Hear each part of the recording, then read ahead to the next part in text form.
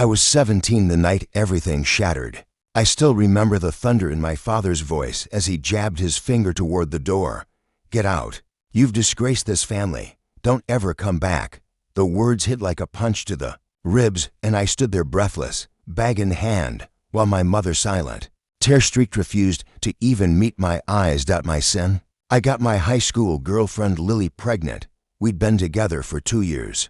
The kind of teenage love that bloomed in whispers and hallway glances, notes tucked into lockers, sneaking out windows and dreaming in each other's arms, young. Love raw, reckless, honest. One summer night in the backseat of my dad's old Ford. We crossed a line we weren't ready for.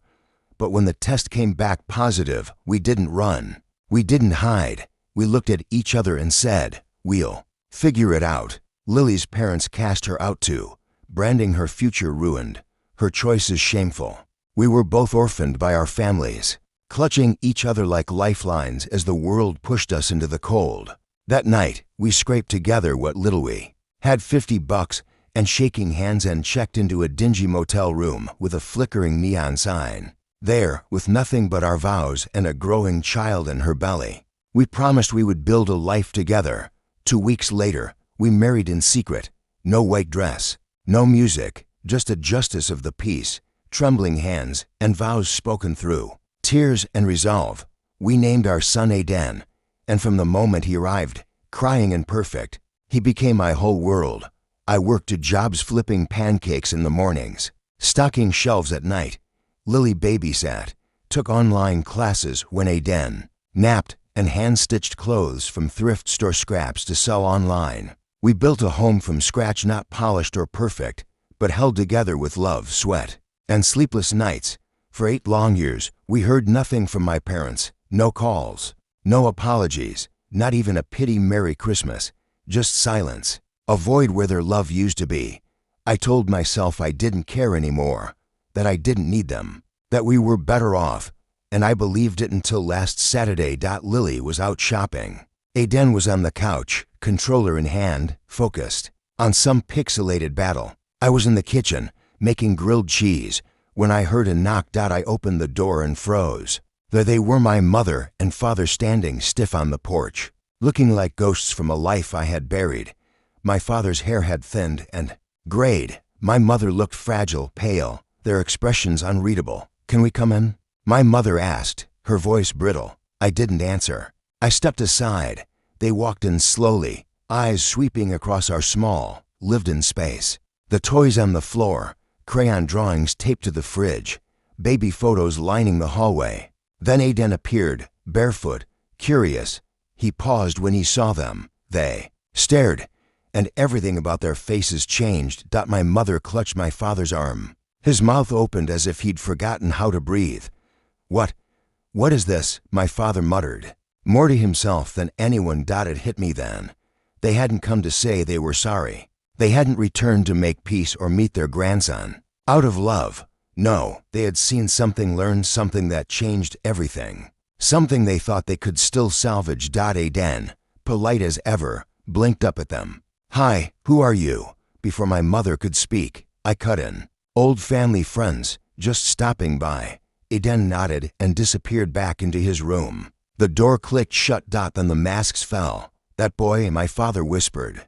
"He looks like..." I crossed my arms. "Like me." He shook his head slowly. "No, like your grandfather." I stared at them, heart pounding. My mother sat down, hands trembling. "There's something we never told you," she began. "Something we thought didn't matter anymore. But when we saw that photo Lily posted, we had to come." My voice was sharp. "What the hell are you talking about?" My father sighed deeply, rubbing his forehead. "Your grandfather, my father wasn't who we said he was. We told everyone he died broke, but he didn't. He just walked away from everything, from us, started a new life. He was incredibly wealthy, but he cut ties with the family." I felt like the room was shrinking. "And now?" I asked, low and steady. "He passed away last month."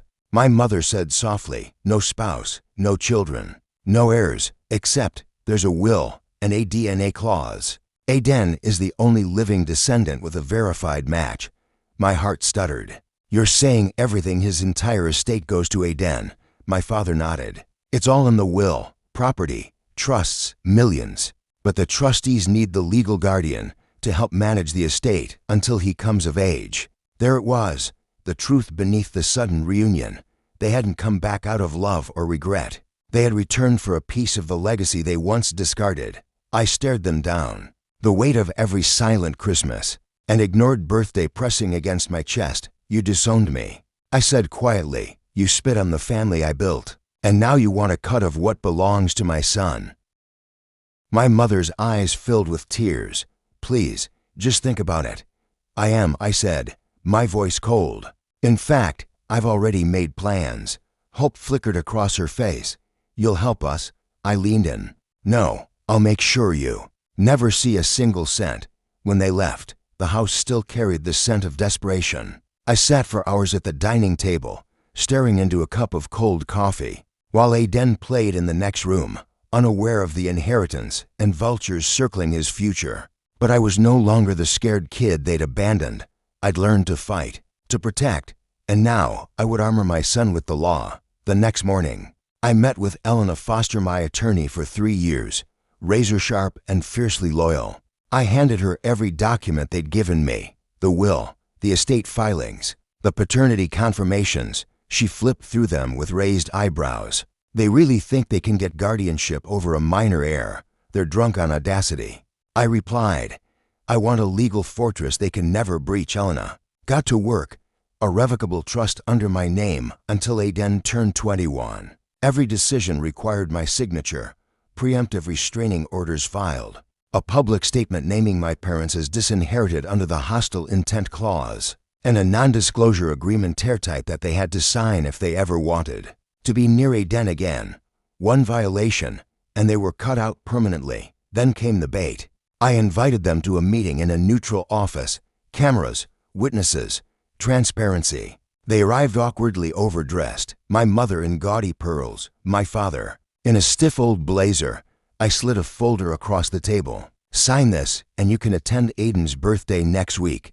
Break a single rule, and you'll never see him again. They read the clauses, visibly shaken. We just want to be part of his life, my mother pleaded. Elena cut in coolly. You threw his father onto the streets.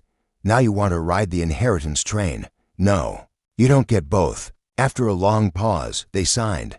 Bound by paper, gagged by law. The next day, I hosted a party not for Aiden's birthday, but for something deeper. A celebration of a quiet victory.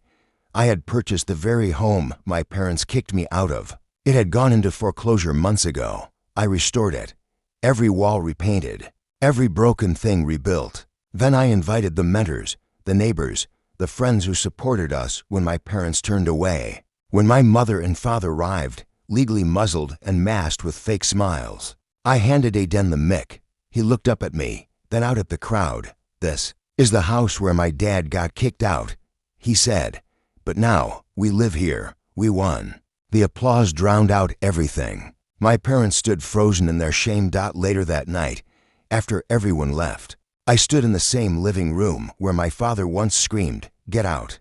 The walls felt warmer now, the air lighter. Upstairs, Aiden slept with his arms around his new dog, a golden retriever we rescued together. He named him Lucky. The irony wasn't lost on me. The next morning, I asked my parents to stay. One final conversation. They sat across from me, at the very table where they'd once sentenced me to a life of struggle. My mother spoke first. We didn't know how to react back then. We thought we were doing what was right. I didn't flinch. You mean protecting your reputation, kicking your son out to save face? My father rubbed his palms together. We've changed, son. No, I said quietly. You just got caught in your own irrelevance. That's not change, that's desperation. They fell silent, and then I said what I'd waited years to say. You're not part of our future. This house is not your sanctuary. My son deserves better than conditional love. In the weeks that followed, I severed every remaining tie. Their visitation rights were revoked. They'd violated the spirit of the NDA. By gossiping to extended relatives, I donated half the estate to shelters for single fathers and youth support programs. The rest I secured in a trust for Aiden. alongside a letter he'll read on his 18th birthday, not to make him bitter, but to show him the strength he came from. And then, I replaced every old family photo in the house. No more posed smiles from people who abandoned me. Now, the walls held moments of truth, me and Aiden building Lego towers, flipping pancakes, dancing barefoot in the rain. Because legacy isn't what you inherit, it's what you build with bare hands and unshakable love. Years passed. Aiden grew tall and kind, with a quiet fire in his heart. One day, he asked, "Do you ever think about them?" I nodded. "Sometimes." "What would you say to them now?" I smiled softly. "Nothing. I already said everything that mattered." Because the real revenge wasn't in legal documents or million-dollar wins. It was peace. It was dignity. It was the quiet power of walking away and building something they could never touch, and that was enough.